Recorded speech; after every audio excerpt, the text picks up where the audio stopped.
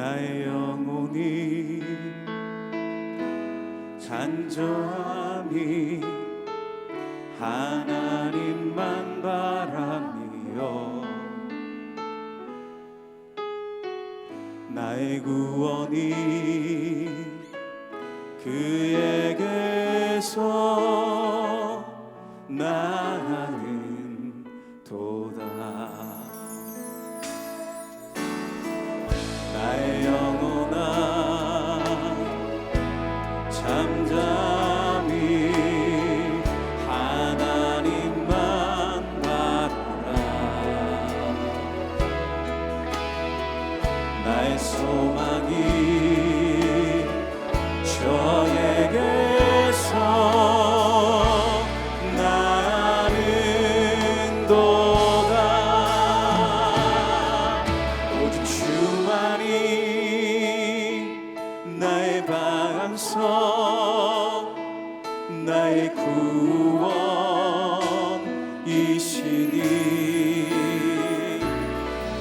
오직 주만이 나의 상성, 내가 요동치 아니하리. 오직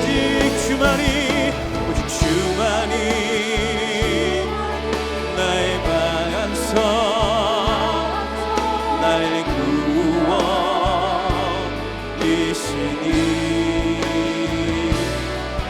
오직 주만이 나의 상성, 내가 요동치 아니하리.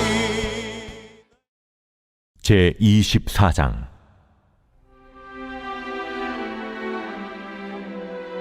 바벨론의 느부갓네살 왕이 유다 왕 여호야김의 아들 여고냐와 유다 고관들과 목공들과 철공들을 예루살렘에서 바벨론으로 옮긴 후에 여호와께서 여호와의 성전 앞에 놓인 무화과 두 광주리를 내게 보이셨는데, 한 광주리에는 처음 익은 듯한 극히 좋은 무화과가 있고, 한 광주리에는 나빠서 먹을 수 없는 극히 나쁜 무화과가 있더라. 여호와께서 내게 이르시되, 예레미야야, 네가 무엇을 보느냐? 내가 대답하되, 무화과이온데 그 좋은 무화과는 극히 좋고 그 나쁜 것은 아주 나빠서 먹을 수 없게 나쁘니이다 하니, 여호와의 말씀이 또 내게 임하니라. 이스라엘 하나님 여호와께서 이와 같이 말씀하시니라. 내가 이곳에서 옮겨 갈대아인의 땅에 이르게 한 유다 포로를 이 좋은 무화과같이 잘 돌릴 것이라. 내가 그들을 돌아보아 좋게 하여 다시 이 땅으로 인도하여 세우고 헐지 아니하며 심고 뽑지 아니하겠고, 내가 여호와인 줄 아는 마음을 그들에게 주어서 그들이 전심으로 내게 돌아오게 하리니, 그들은 내 백성이 되겠고 나는 그들의 하나님이 되리라. 여호와께서 이와 같이 말씀하시니라. 내가 유다의 왕 시드기야와 그 고관들과 예루살렘의 남은 자로서 이 땅에 남아있는 자와 애굽 땅에 사는 자들을 나빠서 먹을 수 없는 이 나쁜 무화과같이 버리되, 세상 모든 나라 가운데 흩어서 그들에게 환난을 당하게 할 것이며, 또 그들에게 내가 쫓아보낼 모든 곳에서 부끄러움을 당하게 하며 말거리가 되게 하며 조롱과 저주를 받게 할 것이며, 내가 칼과 기근과 전염병을 그들 가운데 보내 그들이 내가 그들과 그들의 조상들에게 준 땅에서 멸절하기까지 이르게 하리라 하시니라.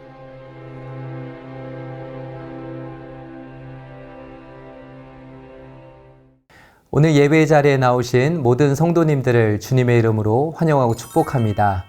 오늘 예레미야 24장 1절부터 10절 말씀을 통해 좋은 무화과와 나쁜 무화과를 바라보며 라는 제목으로 하나님이 주시는 말씀의 은혜를 함께 받고자 합니다.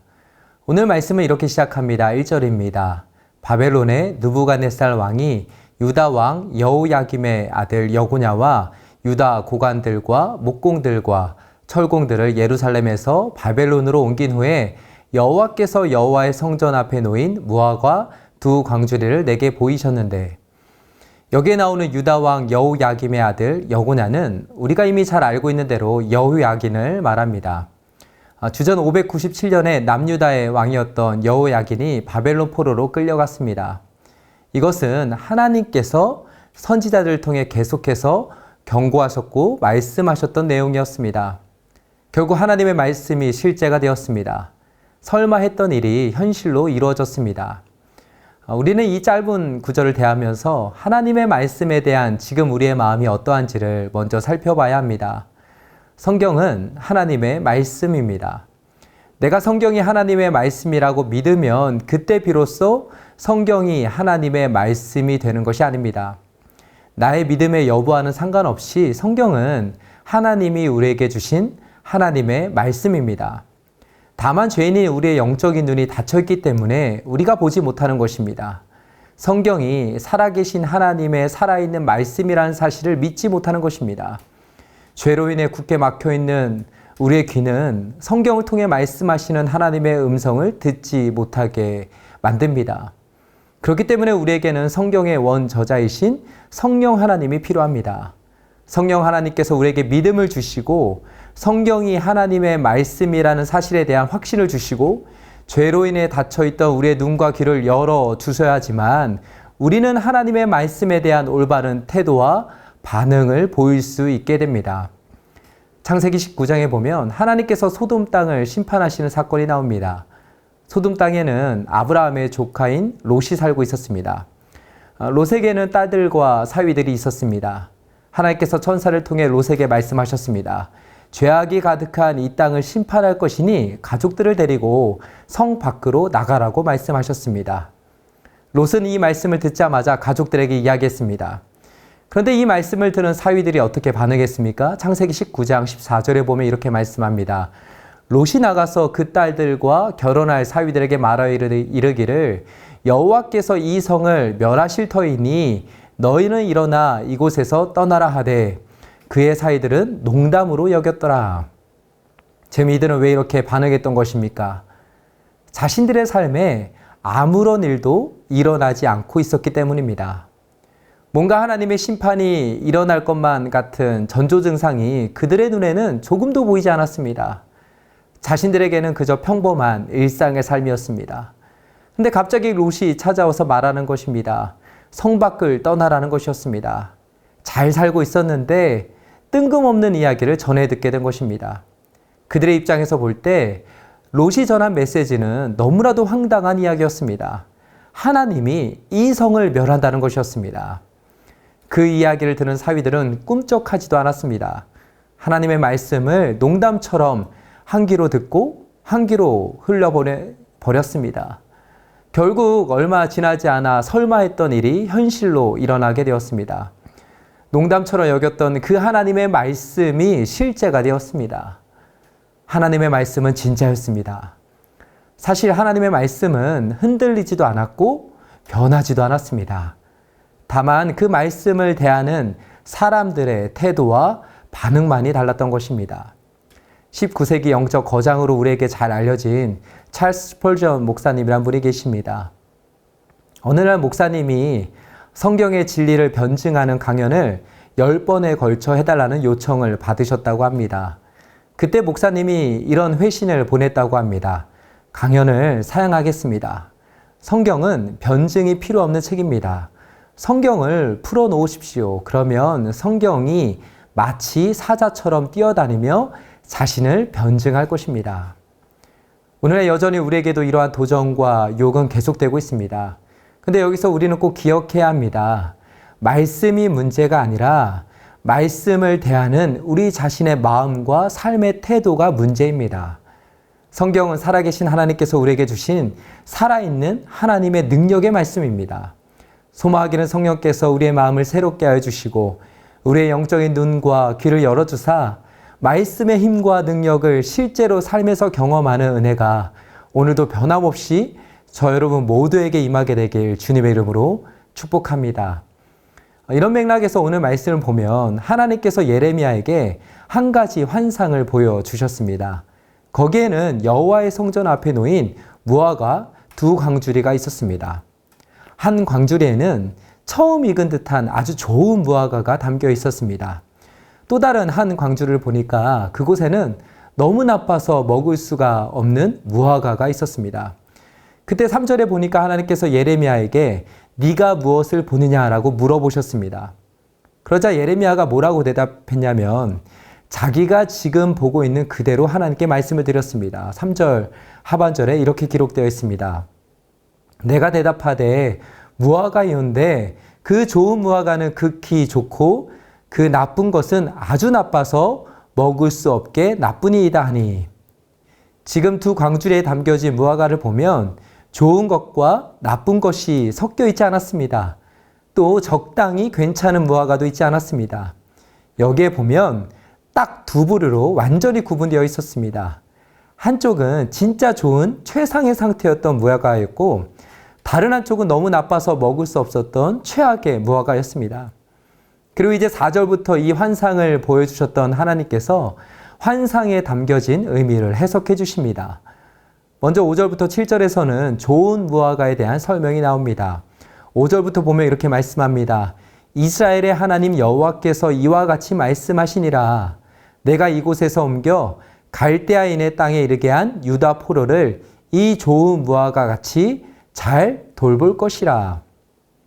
지금 좋은 무화과가 누구를 뜻하는지에 대해 하나님께서 뭐라고 말씀하고 계시냐면 바벨론 포로로 끌려간 사람들이라고 말씀하고 있습니다. 사실 지금 이 한 구절은 그 당시 유다 백성들에게 있어서 너무나도 큰 충격으로 다가오는 말씀이었습니다. 그들이 그동안 굳게 믿고 있었던 생각들과 믿음을 완전히 산산조각내는 그러한 말씀이었습니다. 그 이유는 무엇이었습니까? 그것은 바로 그 당시 유다 사람들에게는 바벨론의 포로로 끌려가는 것 자체가 심판을 받은 것이라고 생각했기 때문입니다. 반면에 유다에 남아있게 된 사람들은 그나마 심판을 피하고 하나님의 특별한 보호하심을 받게 되었다고 자기들 스스로 생각하며 믿고 있었습니다. 근데 지금 하나님께서 그들이 갖고 있었던 이 모든 생각과 믿음을 완전히 뒤집어 엎으셨습니다. 그러면서 바벨론의 포로로 끌려간 유다 백성들을 하나님께서 보호하시고 잘 돌봐주실 것이라고 말씀하십니다. 그뿐만이 아닙니다.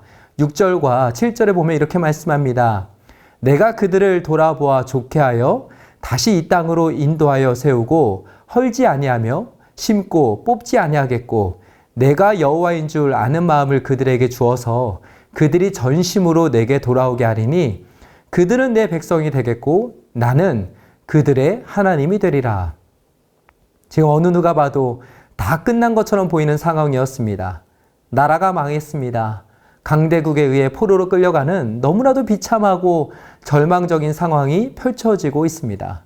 근데 이런 상황 속에서 하나님은 희망의 등불을 다시 이스라엘 백성들에게 비춰주십니다. 하나님의 회복의 메시지를 선포해 주십니다. 이스라엘 백성들이 전심으로 하나님께 돌아올 수 있도록 하나님이 일하시겠다는 것입니다. 하나님께서 그들의 하나님이 되어주시고 그들은 하나님의 백성이 될 것이라고 하나님이 친히 약속해 주고 계십니다. 저는 여기에서 오늘 이 말씀을 듣는 우리에게 주시는 하나님의 첫 번째 메시지를 발견할 수 있었습니다. 그것은 바로 결국 정답은 하나님에게 있다는 것입니다. 하나님의 생각과 길은 우리의 생각과 경험과 지식으로 만들어 놓은 길과 비교해 볼 때 수준이 완전히 다릅니다. 하나님의 생각과 우리의 생각이 충돌한다면 누가 맞는 것입니까? 하나님의 생각이 맞는 것입니다. 하나님의 길과 우리의 길이 다르다면 어떤 길로 가는 것이 맞는 것입니까? 하나님의 길로 가는 것이 맞는 것입니다. 지금 남유다 백성들에게 있어서도 마찬가지였습니다. 그들에게는 선택지가 없었습니다. 바벨론 포로로 가는 것이 그들의 입장에서는 도무지 받아들일 수 없는 선택지였지만 하나님은 그것만이 그들이 살 수 있는 유일한 선택지라고 말씀해 주셨습니다. 그리고 이제 오늘 하나님께서는 좋은 무화과 비유를 통해 그것이 맞다라고 선포하고 계신 것입니다. 주 안에 사랑하는 여러분, 저 여러분에게 있어서 하나님은 어떤 분이십니까? 저 여러분이 고민하며 걱정하고 있는 인생의 여러 문제들에 대해 우리의 답은 무엇입니까? 결국 정답은 하나님에게 있습니다. 하나님이 길을 내시면 광야에도 길이 만들어지게 됩니다. 바다를 가르시고 길을 내시는 하나님을 우리는 경험할 수 있게 됩니다. 물론 우리는 연약합니다. 우리의 생각과 경험은 한계가 있습니다. 그러다 보니 하나님의 길을 선택한다는 것이 생각만큼 쉽지 않을 때도 있습니다. 그러나 그럴 때 성령께서 우리 안에 순종할 수 있는 담대한 믿음과 용기를 주실 줄로 믿습니다. 소망하기는 저와 여러분 모두에게 가장 좋은 길로, 가장 완전한 길로 우리를 이끄시는 하나님만이 우리의 삶의 유일한 답임을 믿음으로 고백하는 은혜가 있게 되길 주님의 이름으로 축복합니다. 그런가 하면 이제 8절부터 10절에서는 나쁜 무화과에 대해 하나님께서 설명해 주시는 말씀이 나옵니다. 8절에 보니까 이렇게 말씀합니다. 여호와께서 이와 같이 말씀하시니라.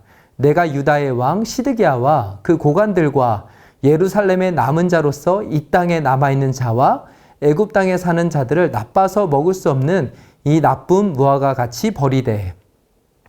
우리가 과일을 샀는데 속부터 겉에까지 모두 다 썩어 있습니다. 그러면 우리는 어떻게 합니까? 당연히 그 과일을 먹지 못하고 다 버리게 됩니다. 자, 하나님께서 무화과 비유를 통해 유다에 남아있는 자들이 바로 그러한 취급을 받게 될 것이라고 말씀하고 있습니다. 분명 유다에 남아있던 사람들은 자신들은 하나님이 끝까지 붙들어 주셨다고 생각했는데 그게 아니었던 것입니다. 하나님과 맺고 있었던 관계의 끈이 완전히 끊어져 버렸습니다. 사실 우리가 8절부터 10절까지를 읽어보면 여기에는 소망이 하나도 없음을 발견할 수 있게 됩니다. 물론 지금 당장 현실적으로만 보면 유다에 남아있거나 아니면 애굽 땅으로 잠시 피신을 가 있는 것이 좋아 보일 수도 있었습니다. 바벨론의 포로로 끌려가지 않은 것이 다행이라고 여길 수도 있었습니다.